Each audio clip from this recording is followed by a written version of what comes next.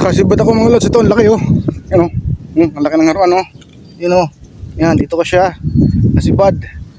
Yan, hindi ako nakapag-video kasi wala akong darang tripod. Ayun oh, laki oh. Bawog, ang banwit ni Kuya Doc. Uy, dalawa na. Ito pa yung isa, medyo maliit yung isa mga lods. Hindi ako nag-video kanina eh. Okay. Yung mga lods, ito yung pain ko. Kinain niya talaga.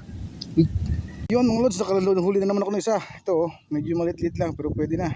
Mga lods, uwi na tayo. Ayan. Mayroon tayong huli. Ito yung ating nahuli mga lods. Yan. Ito oh. Wala, buhay pa oh. You know? Oh. Buhay pa. Dito lang yan mga lods sa Samaw. You know?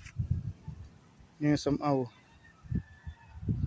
Dati po itong pasakay o palayan. Tapos yung kabila dating fish pan na nasira na. Ano mga lods oh. Yan yung tinatawag na Samaw dito sa Barangay Luneta. Marami ditong haruan, tilapia at gurami. You know? Palibot niya po ay pasakay. Tapos kabila ay puro bahay na. Yan.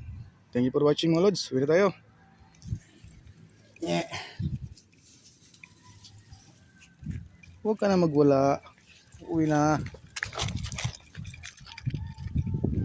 Uwi na tayo. Wala pa siya. Uwi na tayo mga lods. Ito yung ating nahuli. Haruan o dalag sa Tagalog. O bakle sa Cavite. Ang tawagin.